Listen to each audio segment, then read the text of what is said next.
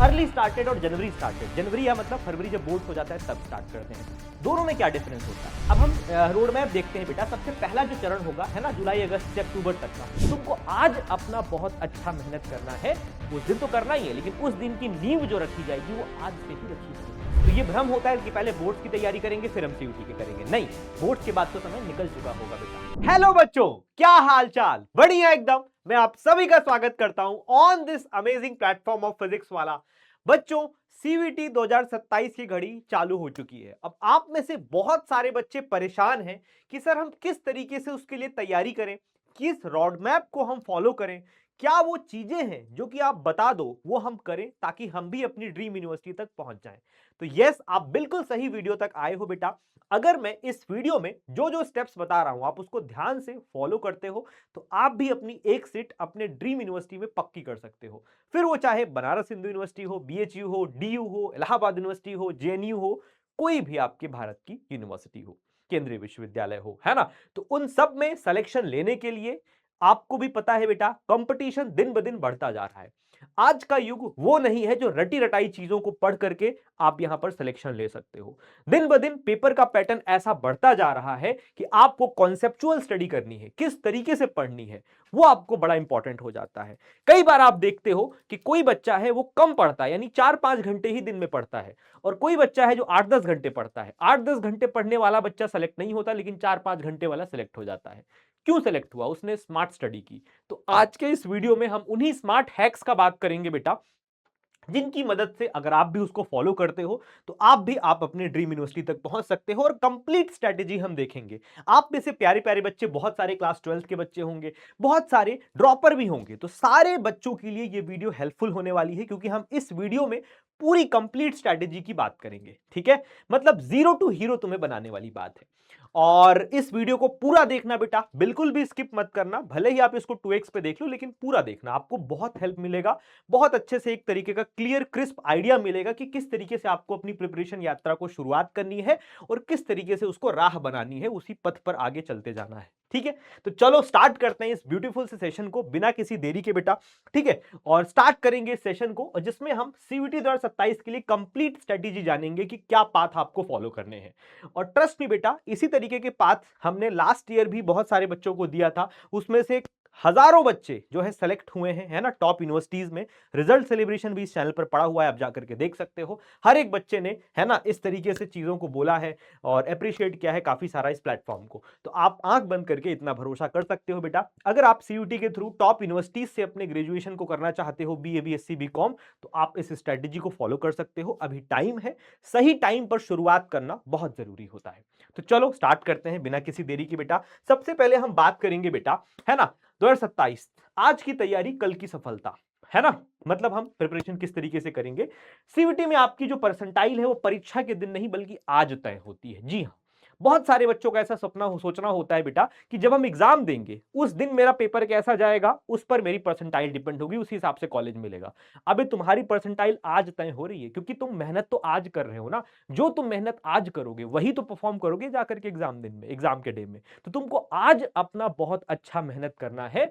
उस दिन तो करना ही है, लेकिन उस दिन की नींव जो रखी जाएगी वो आज से ही रखी जाएगी।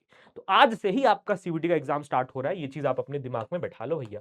हर साल हजारों छात्र देर से शुरुआत करते हैं, इसी वजह से अपनी ड्रीम यूनिवर्सिटी से दूर हो जाते हैं। देर से स्टार्ट करने का मैं क्या मतलब बता रहा हूं। बहुत सारे बच्चे का डर होता है पहले बोर्ड्स अच्छे से हो जाए फिर सीयूटी पे लगेंगे। बोर्ड्स खत्म होता है फरवरी मार्च, उसके बाद सिर्फ 1-2 महीने का टाइम होता है। उसमें कभी भी बेटा कंपटीशन 1-2 महीने में क्रैक नहीं होता, है ना। हमेशा कंपटीशन के लिए एक एनफ टाइम चाहिए होता है, और अभी वो बिल्कुल सही समय है आपको प्रिपरेशन करने का। अभी इतना एनफ टाइम है आपके पास में कि आप बहुत डीप तरीके से कंसेप्ट्स को क्लियर कर सकते हो और अपने चीजों को तैयार कर सकते हो। एक ही आईक्यू वाले दो छात्र में वही जीतेगा जिसके पास समय अधिक होगा, जाहिर सी बात है। भले ही आईक्यू आपके पास में, आपके पास भी उतना है, आपके दोस्त के पास भी उतना है, उतना ही शार्प दोनों हो, उतने ही नंबर लगभग लगभग आते हैं आपके। लेकिन जो पहले से पढ़ाई कर रहा है उसने ज्यादा प्रैक्टिस की है क्वेश्चन की, उसने कॉन्सेप्ट पे ज्यादा समय दिया है पढ़ाई पर, तो वो अच्छा परफॉर्म करके आएगा एग्जाम में, है ना। तो इसलिए अर्ली स्टार्ट भी बड़ा इंपॉर्टेंट हो जाता है। अब हम जानेंगे बेटा कि क्या आपका सबसे इंपॉर्टेंट होता है। आज के सेशन में बेटा हम सही माइंडसेट देखेंगे, किस तरीके से बेटा बोर्ड्स और सीयूटी की तैयारी एक साथ कैसे करें, बहुत बच्चे कंफ्यूज होते हैं, उस पर भी हम देखेंगे। और मास्टर रोड मैप भी हम देखेंगे, किस मंथ में आपको क्या करना चाहिए। तो अब सीयूटी में बेटा प्रतिस्पर्धा मतलब कंपटीशन में बोलूं तो हर दिन बढ़ती ही जा रही है। ऐसा नहीं है कि आपका कंपटीशन दिन ब दिन कम हो रहा है, वो बढ़ रहा है। क्वेश्चंस के लेवल अच्छे फ्रेम हो रहे हैं, ठीक है। अब पेपर का पैटर्न बेसिक नहीं है बल्कि मीडियम टू हार्ड लेवल का पेपर आपके एग्जाम में आ रहा है। ड्रीम यूनिवर्सिटी के लिए केवल ज्ञान नहीं बल्कि हाई परसेंटाइल और टाइम मैनेजमेंट जैसे स्किल आपको आने चाहिए, स्मार्ट हैक्स आने चाहिए। कहते हैं ना स्मार्ट स्टडी करो, है ना, हार्ड हार्ड वर्क नहीं स्मार्ट वर्क करो। तो सफलता इस बात पर भी डिपेंड करती है ना, कि आप समय कितना देते हैं इस एग्जाम को। तो अभी वो बिल्कुल बहुत सही समय है क्योंकि अभी टाइम काफी ज्यादा है। तो अभी आप अपने लेवल, आपको अपने प्रिपरेशन जो है बेटा अभी से वो उसको आपको स्टार्ट करनी है। अब अगर मैं बोर्ड्स और सीयूटी की बात करूं तो सिलेबस एकदम डिट्टो सेम है। जो आपकी न्यू एनसीईआरटी है ना क्लास 12 की, वही लगभग लगभग हर स्टेट बोर्ड भी फॉलो कर रही है, चाहे यूपी बोर्ड के आप हो, चाहे एमपी के हो, चाहे राजस्थान के हो। बिहार बोर्ड में एक दो चैप्टर्स अलग हैं, बट लगभग लगभग आपका 100% न्यू एनसीईआरटी का जहां फॉलो हो रही है वो सेम है सीयूटी का। तो आप देखोगे बेटा बिल्कुल सेम सिलेबस है। डिफरेंस होता है तो लेवल ऑफ क्वेश्चंस का। सीयूटी में आपको एमसीक्यूज आएंगे, थोड़े से कॉन्सेप्चुअल एमसीक्यूज होंगे, तो उसकी तुम्हें हम इतनी अच्छी प्रैक्टिस करा देंगे, है ना, उससे आपका सारा कॉन्सेप्ट एकदम चकाचक हो जाएगा, है ना।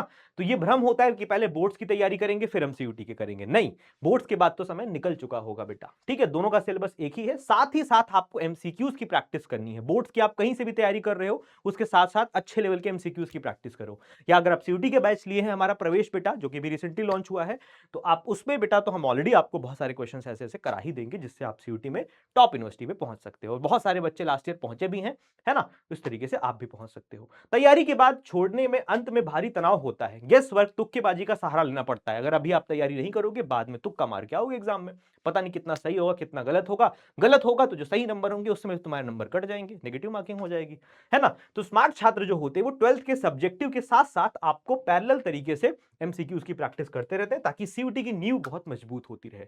अब मैं बात करता हूं जो जुलाई या फिर अगस्त या अभी सितंबर का महीना, अगस्त सितंबर का आप देख रहे होगे आप ये वीडियो को, लगभग लगभग शुरुआत की दौर, जुलाई अगस्त सितंबर का मतलब जब स्कूल खुलता है उसी महीने में आप इसको स्टार्ट कर रहे हो।